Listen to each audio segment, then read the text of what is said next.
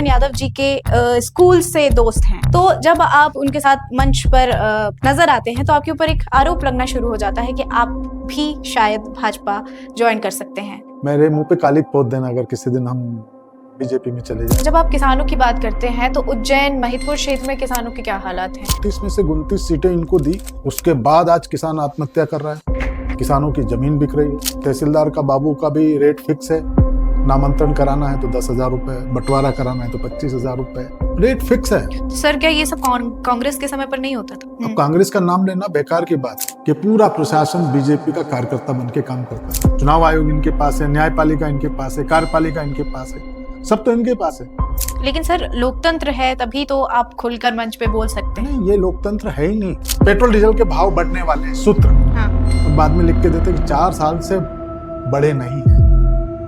आपके जो प्रतिपक्ष नेता थे उन्होंने गिनती के लिए फिर से जब आवेदन दिया तो खबर आई कि आपने उस आवेदन को फाड़ दिया। 2-4-5 हजार वोट तो ये ऐसे ही लूट के ले जाते कि अडानी ने 30,000 करोड़ रुपया दे दिया तो महाराष्ट्र जीत गए, 30,000 करोड़ रुपया 10,000 रुपया बिहार में डाल दिया तो बिहार जीत गए। ये तो बीजेपी की सरकार है क्या? अमित शाह और मोदी की सरकार है। नमस्कार, मैं हूँ श्रुति जैन और आप देख रहे हैं बतंगड़। आज फिलहाल आपका फिर से स्वागत करते हैं हम बतंगड़ की पॉडकास्ट सीरीज में, और आज हमारे बीच मौजूद है महिदपुर के एमएलए दिनेश जैन, जो 2023 के इलेक्शन में मात्र 290 वोट से जीते थे।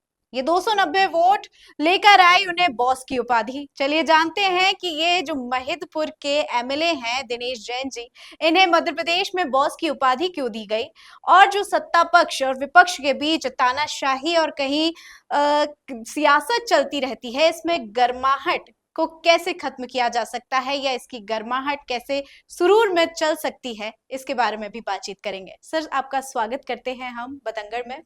सर सबसे पहला हमारा सवाल ये है कि आप मोहन यादव जी के, अगर मैं गलती ना करूं तो आप उनके स्कूल से दोस्त हैं, काफी समय से उनके साथ दोस्त हैं, तो जब आप उनके साथ मंच पर आते हैं या फिर उनका स्वागत करते हुए नजर आते हैं तो आपके ऊपर एक आरोप लगना शुरू हो जाता है कि आप भी शायद भाजपा ज्वाइन कर सकते हैं, तो कितनी सच्चाई है इस बात में? सबसे पहले तो मैं बता दूं कि मैंने आज तक उसके साथ कोई एक मंच भी साझा नहीं किया, एक मंच भी नहीं किया। एक जैन क्षमावाणी का उन्होंने प्रोग्राम रखा था उनके निवास पे जी। तो उसमें भी मैं गेस्ट के रूप में नहीं, एक सामान्य आदमी की तरह बैठा था।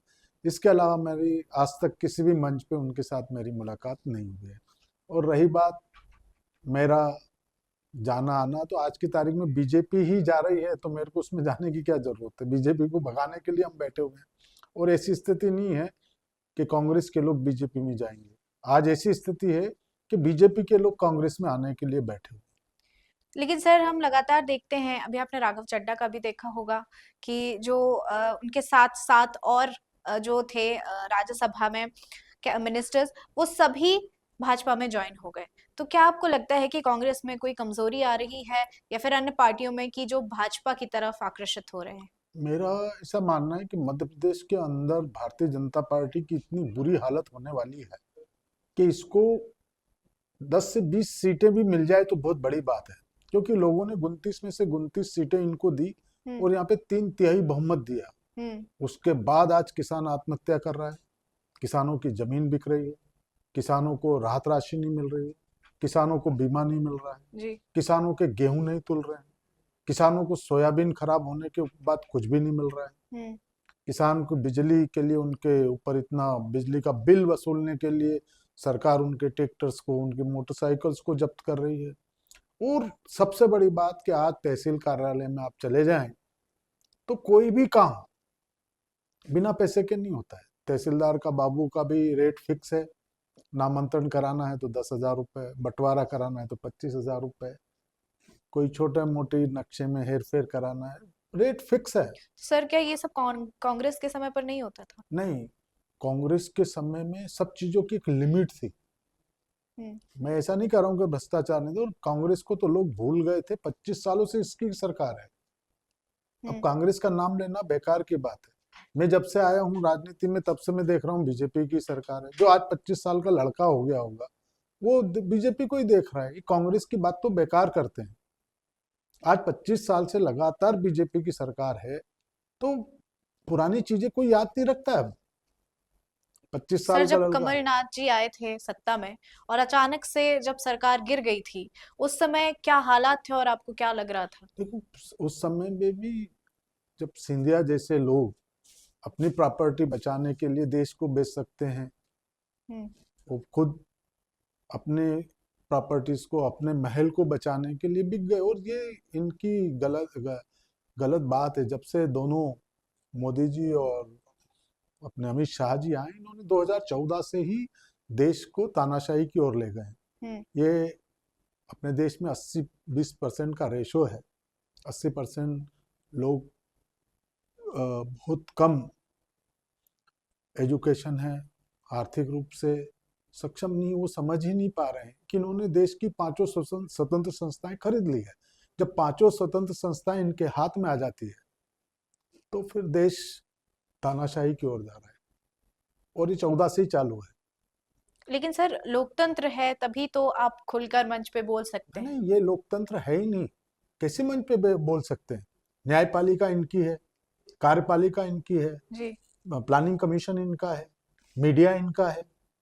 सर जब मीडिया लोग में क्या है? मीडिया, अभी कल ही मैं देख रहा था कि तेल, एक उदाहरण देता हूँ, लेकिन इन चीजों को समझने के लिए पब्लिक 80 करोड़ लोग तो 5 किलो अनाज ले रहे हैं। वो इस शैली को कैसे समझेंगे? पहले मीडिया ने दिया तेल, गैस, तेल और पेट्रोल डीजल के भाव बढ़ने वाले सूत्र। हाँ। और बाद में लिख के देते कि 4 साल से बड़े नहीं है। 4 साल से बड़े नहीं बड़े, हाँ। मतलब ये बचाने की बात नहीं हुई। अगर दिमाग लगा के देखा जाए तो। हम्म। मीडिया क्या कर रहा है? एक बहुत छोटा सा एग्जांपल दिया, इसके पीछे उनकी मंशा बताते हैं। यदि एक सूत्र बोल रहे हैं कि पेट्रोल डीजल के भाव बढ़ेंगे, और फिर लिख रहे हैं 4 साल से पेट्रोल डीजल के भाव बढ़े नहीं हैं। मीडिया का फर्ज ये होता है कि वो विपक्ष सत्ता के खिलाफ बात करे तो प्रजातंत्र होगा। सत्ता का गुलाम बन के बात करे तो थोड़ी होगा। और गुलाम कौन? जो आपको तनख्वाह देगा, आपको उसकी बात मानना है। तो जो भी, उनको विष कन्या तक बोला जाता है। किन है? जो मैंने एक उसमें देखा था कि वो विष कन्या कभी किसानों की बातें नहीं करती है। मैंने कहा, मैं चमक गया। मैंने कहा विष कन्या किसको बोल रहे हैं? देखा मैंने वो वीडियो, तो बोले विष कन्या केवल किसानों की बातें नहीं करती है। हमारे 20-25 हजार रुपए कांदे के भाव हो जाते हैं तो मीडिया चिल्ला चिल्ला के बोलता है कि गरीबी, महंगाई बढ़ गई, महंगाई बढ़ गई। लेकिन हमारा जब गेहूं का भाव एमएसपी पे नहीं मिलता है, सोयाबीन का भाव नहीं मिलता है, बीमा नहीं मिलता है, मुआवजा नहीं मिलता है, राहत राशि नहीं मिलती है, तो ये विष कन्या कुछ भी नहीं बोलती है। तो ये सब क्या है? कहीं ना कहीं। तो सर जब हम मीडिया की बात करते हैं तो क्या विपक्ष अपना रोल जो है अच्छे से अदा कर पा रहा है? जो उसकी कार्य प्रणालियां हैं, जिस तरीके से उसको उठाना चाहिए मुद्दे, वो कर पा रहा है? नहीं, डेफिनेटली उमंग सिंगार काफी दबंगता के साथ उठा रहा है। अभी वो आपने देखा होगा कि मुख्यमंत्री उससे बोल रहे हैं बाहर भी निपट लेंगे तुमसे। हाँ। ये चवन्नी चोट भाषा और है। जो जीतू पटवारी जी कांग्रेस के अध्यक्ष हैं, क्या वो सही से काम कर रहे हैं? बिल्कुल, जिसमें जितनी क्षमता है वो उतनी ताकत से अरुण अपने जीतू पटवारी जी बिल्कुल दबंगता के साथ आंदोलन कर रहे हैं। बिल्कुल दबंगता के साथ किसानों की मांग उठा रहे हैं। 24 ही घंटे हम कांग्रेस के लोग काम कर रहे हैं। लेकिन सर ऐसा क्यों होता है कि कांग्रेस को देखने पर कुछ ही चेहरे सामने आते हैं? उमंग सिंगार हो गए, जीतू पटवारी जी हो गए, सज्जन सिंह वर्मा जी हो गए, इसके अलावा कोई चेहरे क्यों नहीं दिखते? नहीं नहीं, चेहरे सब दिख रहे हैं, लेकिन सब अपने अपने, क्योंकि इतने कांग्रेस का नेता अब सोच रहा है कि, और हम लोगों की भी एक ही प्लानिंग है कि अपनी विधानसभा पे रहकर किसानों की बात करो और वहीं पे अपना जमाओ, क्योंकि एंड लास्ट अपन को चुनाव जीतना है। बड़े लोग आंदोलन कर ही रहे हैं, बड़े लीडर, और जो हम लोग हैं, जैसे हम लोगों को हमारी विधानसभा देखना है, आसपास के जिले में कहीं भी आंदोलन हो जा रहे, बहुत सिस्टमेटिक तरीके से हम कर रहे हैं। और दूसरी बात, इस बार क्या है, सब पब्लिक का सपोर्ट है। हाँ। इस बार कांग्रेस को मतलब आपको पब्लिक के द्वारा सपोर्ट दिया जा रहा पब्लिक कह रही है कि आप आंदोलन करो। है? अच्छा। पहले हम करते थे, लेकिन आज की तारीख में पब्लिक बोल रही है कि आप आंदोलन करो, हम आपके साथ में। तो सर जो आंदोलन का परिणाम है, क्या आपको सही परिणाम मिल रहा है? कि या मैंने फिर सिर्फ ये आंदोलन होते रहते हैं, प्रदर्शन होते हैं, लेकिन इसका कोई परिणाम मैं सामने नहीं मैं आता? आपसे क्या कह रहा हूँ कि बहुत बारीकी से अगर अपन काम देखें जी। तो चुनाव के समय भी आप देखें तो बहुत सारी गड़बड़ियां ये करते हैं। इनके पर्यवेक्षक रहते हैं, इनके अधिकारी रहते हैं, इनके कर्मचारी रहते हैं और सब पे इनका तानाशाही रवैया रहता है। 2-4-5 हजार वोट तो ये ऐसे ही लूट लूट के ले जाते हैं। हम्म। मैं 2 बार निर्दलीय लड़ा हूँ और 1 बार कांग्रेस से लड़के जीता हूँ। हम्म। मैं गारंटी के साथ कहता हूँ कि पूरा प्रशासन बीजेपी का कार्यकर्ता बन के काम करता है। जो 2-4-5 हजार की जो जीत है ना, वो तो इनकी मानो ही मत, वो तो तानाशाही तरीके से जीत ली इन्होंने। और सर, जब आप तानाशाही की बात करते हैं, तो जब आपका 290 सीट से आप जीते, आपके जो प्रतिपक्ष नेता थे, उन्होंने गिनती के लिए फिर से जब आवेदन दिया, तो खबर आई कि आपने उस आवेदन को फाड़ दिया। नहीं नहीं, मैंने आवेदन को नहीं फाड़ा है। और जैसे ही वो जब मतगणना, जब काउंटिंग चालू थी, तो कोई बाहरी आदमी अंदर आ ही नहीं सकता है। एक आदमी वो तो बाहर रिकाउंटिंग के लिए बोल रहे थे ना? रिकाउंटिंग का जो लेटर लेके आया था, हाँ। जब बाहरी आदमी आ ही नहीं सकता है, जिसको भी कंप्लेन करना है, जिसको भी करना है, वो हाँ। वहीं पे करना हाँ। है। एक बाहर से 2 वकील आते हैं और एक आदमी आता है और 2 कागज उसको देता है। जी। और जब मैंने विरोध करा कि क्या है, तो बोले एक आपका भी है इसमें। मैंने कहा "ये कौन आया?" कलेक्टर से बोला कौन आ रहा है, क्या कर रहा है? हाँ। मैंने कहा मेरा है तो मेरे को दे। तो भाई सुर्खियों में आप छाए हुए थे कि आपने फाड़ने की कोशिश करी, नहीं नहीं उस पर क्या नहीं, कहेंगे? मैंने फाड़ा ही नहीं कागज। जी। मैंने तो मेरा कागज, जब 2 आदमी बाहरी आए और दे के गए, मैंने कहा ये कौन सा कागज दे रहे हो तुम? बोले कि हम्म। एक आप भी ले लेना इसमें से। हम्म। तो मैंने उससे एक मेरा ले लिया। अच्छा। सर, जब आप किसानों की बात करते हैं, तो उज्जैन महितपुर क्षेत्र में किसानों के क्या हालात हैं? लगातार हम देख रहे हैं कि भूमि अधिग्रहण के तहत कई सारे किसानों की जमीनों को लिया जा रहा है, कहीं लीज पर जमीनें ली जा रही हैं। तो इससे किसानों पर क्या प्रभाव पड़ रहा है? क्या उनको मुआवजे, क्या उनको जो चीजें मिलनी चाहिए वो मिल रही है, या फिर ये केवल विनाश की ओर बढ़ रहा है? मेरी विधानसभा में 4 किसानों ने आत्महत्या की थी और अच्छा। रिकॉर्डेबल है। अभी फिलहाल हाँ, वर्तमान में? सोयाबीन के सीजन में लास्ट अच्छा। 3 या 4 मंथ में। और फिर कलेक्टर के, मैंने आंदोलन किया तो कलेक्टर ने 2-2 लाख रुपया, वो जो कौन सा एक कोष होता है, उससे 2-2 लाख रुपए उन्होंने उनको दिए भी हैं। हम्म। और जो भी कारण, 4 ही कारण थे जो किसानों ने आत्महत्या की है, कि हमारी सोयाबीन की फसल बहुत कम हुई, हम्म। हमें भाव भी बहुत कम मिला और मुआवजा भी नहीं मिला और राहत राशि भी नहीं मिली और बहुत कम, और कर्जा हमारे पे था, तो 4 किसानों ने आत्महत्या की, ये रिकॉर्डेबल है। हम्म। और रही बात पूरी, और शासन प्रशासन क्या कहते हैं, जब किसान आत्महत्या करता है तो उसको दबा दिया जाता है। हम्म। उसको ये आत्महत्या का कारण सोयाबीन नहीं रहा, मुआवजा नहीं रहा, गरीबी नहीं रही, वो कोई दूसरा कारण बता देती कि दारू बहुत पीता था, हम्म। कर्जा बहुत था, पारिवारिक टेंशन था। लेकिन ये सब चीज की जड़ यही है कि आर्थिक रूप से किसान बहुत कमजोर हो चुका है।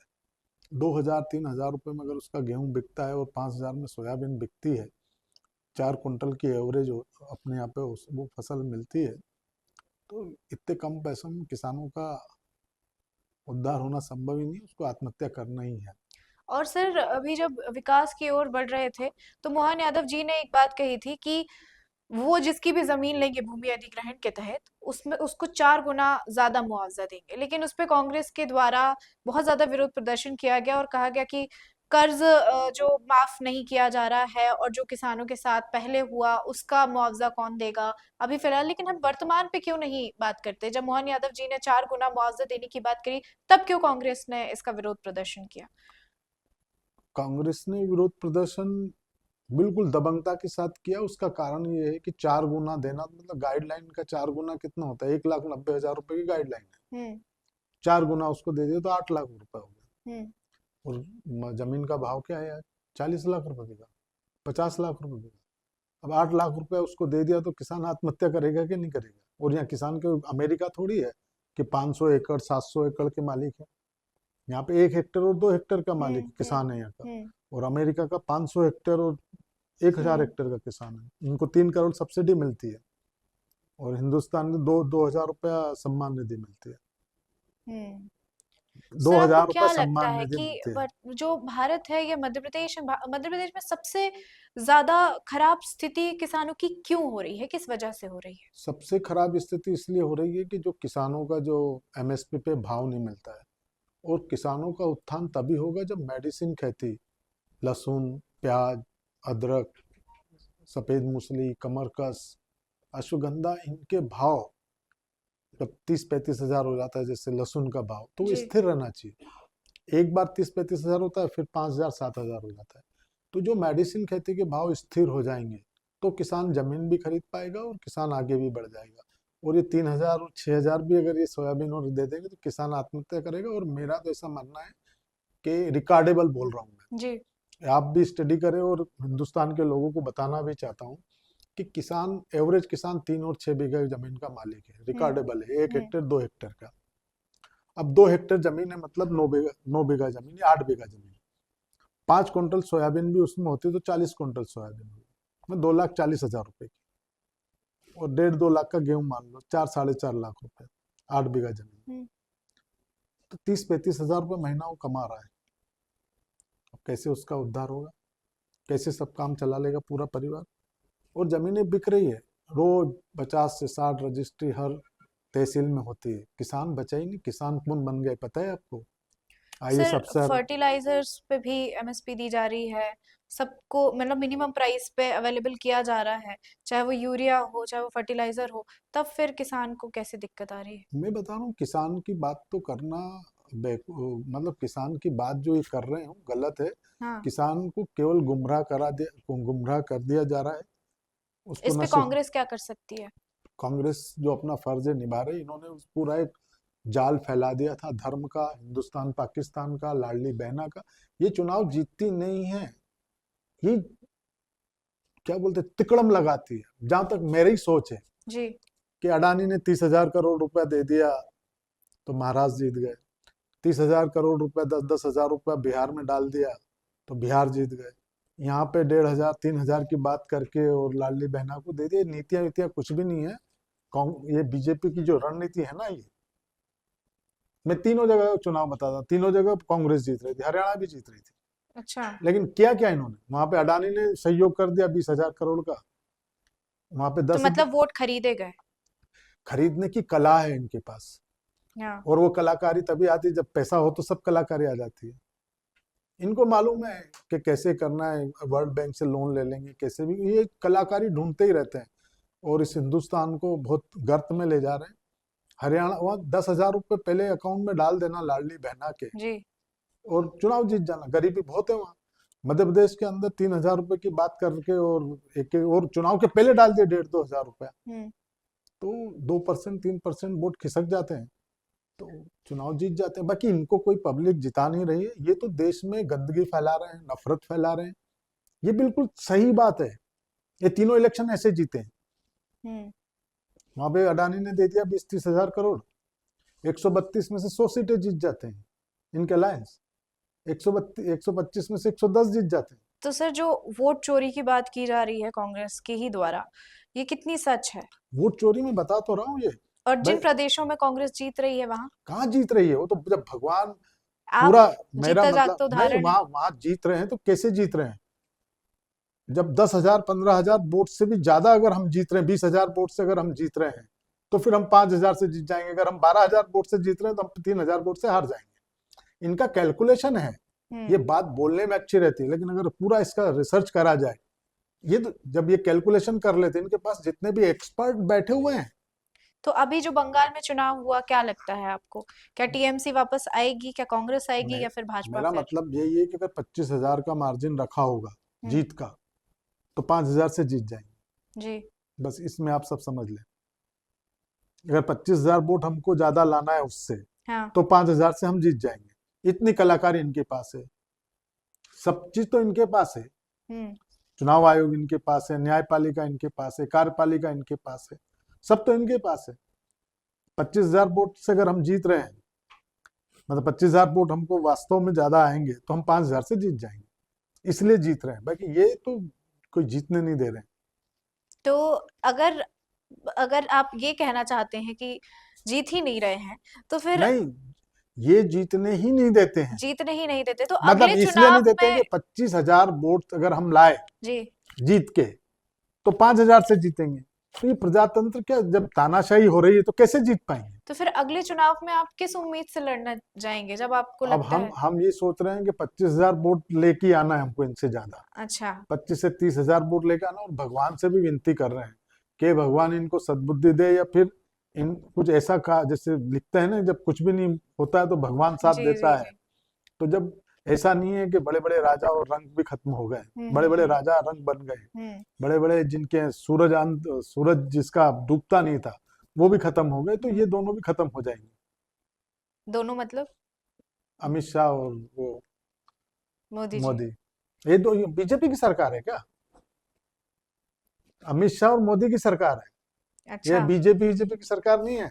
और जब आप महिदपुर में काम करते हैं, विधायकी कांग्रेस की है और सांसद यदि हम देखें तो भाजपा का है, क्या कुछ चुनौतियां होती हैं या फिर सांठ गांठ में काम चलता रहता है? नहीं नहीं, कोई चुनौतियां नहीं, वो तो आते ही नहीं है, नहीं आते देखने? कुछ नहीं, बिल्कुल। बीजेपी के लोग तो बस धर्म की गंगा बहाते रहते हैं, और फील्ड में किसानों के लिए और मुद्दों पे हम लड़ाई लड़ते रहते हैं, ये अंतर है आप दोनों। कई सारे प्रदर्शन कर चुके हैं किसानों के लिए, कुछ आपको फायदा दिखा उसका? क्यों नहीं किसानों दिखा? तक कोई उम्मीद की किरण पहुंची क्या अब तक? मैं इसलिए कह सकता हूँ, मेरे को तो हमेशा फायदा मिला। मैं 13 में चुनाव लड़ा, कांग्रेस को 7,000 वोट आए, मेरे को 52,000 आए। हाँ। फिर 18 में चुनाव लड़ा, कांग्रेस की फिर जमानत जब्त हुई, मेरे को 55,000 वोट आए। फिर अभी चुनाव लड़ा कांग्रेस की, तो मेरे को 75,000 वोट आए, 290 वोट से जीत गया।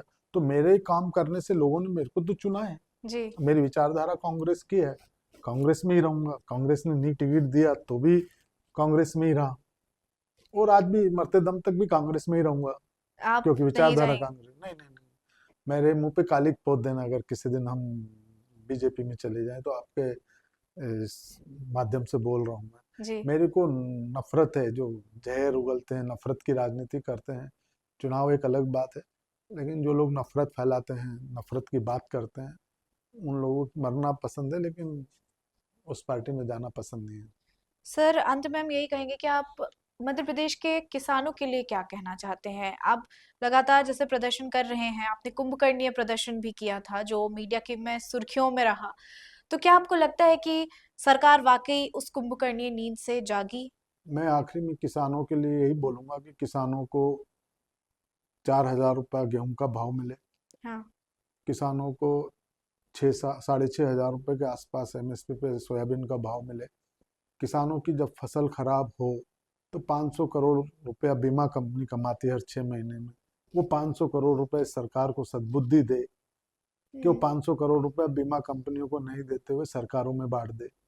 राहत राशि अगर किसान की फसल खराब होती है तो राहत राशि बांट दे, हम्म। जो आपदा प्रबंधन कोष में रहती है। और किसानों की स्थिति बहुत बेकार है सर, भगवान इस सरकार को सद्बुद्धि दे और किसानों के लिए ये जो उसका हक है उसको ये दे दे तो अच्छी बात है।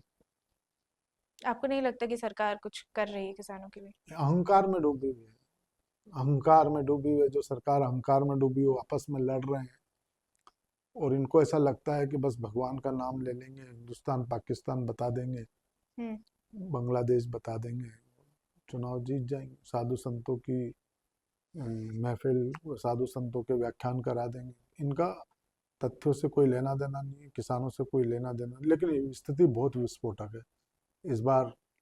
किसान खुद आगे रह के हमसे बोल रहे हैं कि आप आंदोलन करो, हम आपके साथ हैं। सर, अभी कुछ महीनों पहले, दिनों पहले ही सोयाबीन और गेहूं के लिए बहुत बड़ी मुहिम छिड़ी थी किसानों के बीच। उनका गेहूं नहीं बिक रहा था जितना उनको चाहिए था, मतलब जितने में बिक सकता था। उस समय क्या हालात थे और क्या सरकार ने सही रूप से उस कार्य को किया? क्योंकि वो अब जो मामला है वो पूर्ण रूप से दब चुका है। अभी भी चल रहा है, आज भी मैं आंदोलन करके आया हूँ। हम्म। मेरा सोशल मतलब मीडिया अब तक किसानों को जो मिलना चाहिए, जो जिसके वे हकदार हैं, उनका नहीं मिल रहा। इनके पास ना वेयर हाउस की व्यवस्था है, जी। न बारदान की व्यवस्था है, न फंड की व्यवस्था है। ये स्लॉट बुक करते हैं, अभी 8-10 बीघा जमीन वालों, 1 हेक्टेयर से 2 हेक्टेयर वालों के स्लॉट बुक करे थे, वो छोटे किसानों के। जी। अब बड़े किसानों के स्लॉट बुक इन्होंने 2 दिन पहले से चालू किए हैं। अब इतनी बड़ी बड़ी लंबी लाइन लगी हुई है एक एक वेयर हाउस पे, जब इनका तोल का केंद्र है, 150-150 से 200 लाइन में खड़े हुए हैं, और 30 से 40 ट्रैक्टर को ये तोलते हैं। 100 ट्रैक्टर बैलेंस में खड़े रहते हैं, कहीं बारदान की व्यवस्था नहीं है, कहीं पे वेयर हाउस फुल हो गए हैं, परिवहन की व्यवस्था नहीं है, कहीं दूसरी जगह तुलवाने की व्यवस्था नहीं है। फिर इनको ये भी जरूरी है कि गोडाउन में भर के वहां से रिसिप्ट लेना होगी तो पेमेंट मिलेगा। तो ये पूरी अव्यवस्था फैली हुई और किसान काफी परेशान है। सर किसान जो होता है मतलब सबसे पहले उसके लिए ज़रूरी होती है एक तो मिट्टी और दूसरा पानी। क्या आपको लगता है कि हमारे देश में और हमारे मध्य प्रदेश में मिट्टी और पानी सुरक्षित है किसानों के लिए भी और आम जनता के लिए भी?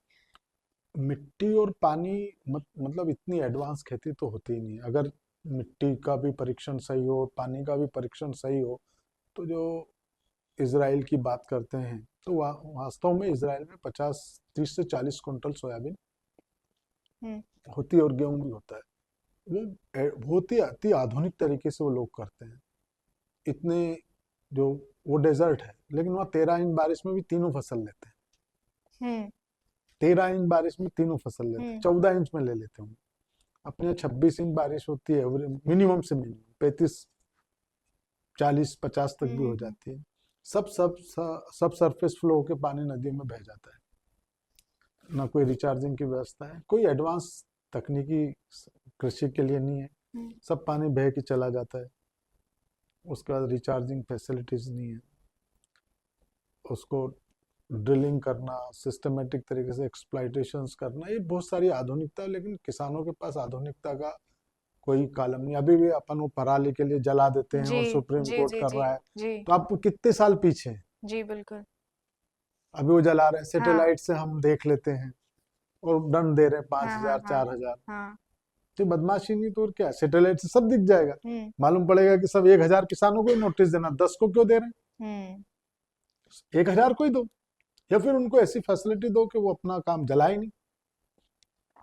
जब तुम आधुनिकता की मतलब बात। जो सरकार है वो खोखले वादे करती है और वो जिस तरीके से सुविधाएं उनको देनी चाहिए किसानों तक पहुंचानी चाहिए या आम जनता तक पहुंचानी चाहिए वो नहीं पहुंचा पा रही है। मैं कह रहा हूँ, बात करना अलग बात है, करना अलग बात है, इमोशनल ब्लैकमेलिंग करना अलग बात है। अब शिवराज जी से और अभी मोहन। आपने जबलपुर क्रूज का मामला देखा जहाँ पे वो कुछ लोगों की शव मिले हैं, बहुत सारे लोगों का एक एक्सीडेंट हो गया, हादसा हुआ। तो उस दौरान मोहन यादव जी तुरंत अभी पहुंचे हैं वहां पे, लोगों से संवेदनशीलता दिखा रहे हैं और भी कई सारी चीजें कर ये रहे हैं। सब बड़ा दुखद विषय है और मैं भगवान से कामना करता हूँ कि ऐसा हो नहीं। और उसके बाद राजनीति करना बेकार है। व्यवस्थाओं को सुधारना चाहिए जी ताकि ऐसी मौतें नहीं हो। लाइफ जैकेट पहले से ही बांध के रखना था। एक कुल मिला के प्रशासन को सख्त होना चाहिए ऐसी जगहों पे। जी।